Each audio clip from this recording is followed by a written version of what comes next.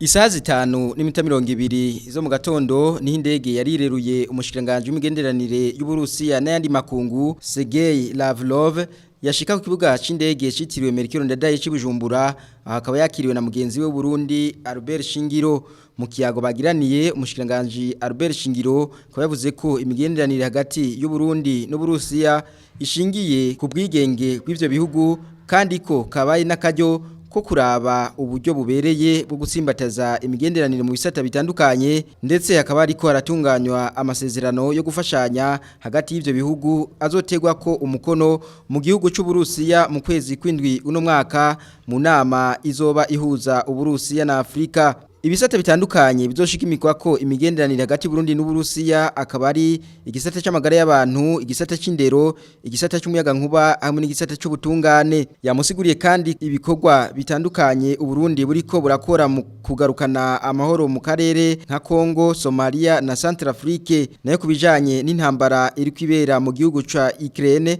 umushikiranganje Albert Shingiro yamenyesheje ko Uburundi bwahisemwo kutagira aho bwegamiye cyo kimwe n'ibindi bihugu bitari bike kugira ngo bakinge ko iyo ntambara yohava itandukira ku mugabane wa Afrika. Umushikiranganje w'imigenderanire w'Uburusiya Sergei Lavrov akaba aje mu Burundi inyuma y'urugendo mugenzi we Albert Shingiro yagize mu gihugu c'Uburusiya mu kwezi kwa gatatu uyu mwaka mu ntumbero gutsimbataza imigenderanire hagati y'ivyo bihugu bibiri imaze imyaka 60.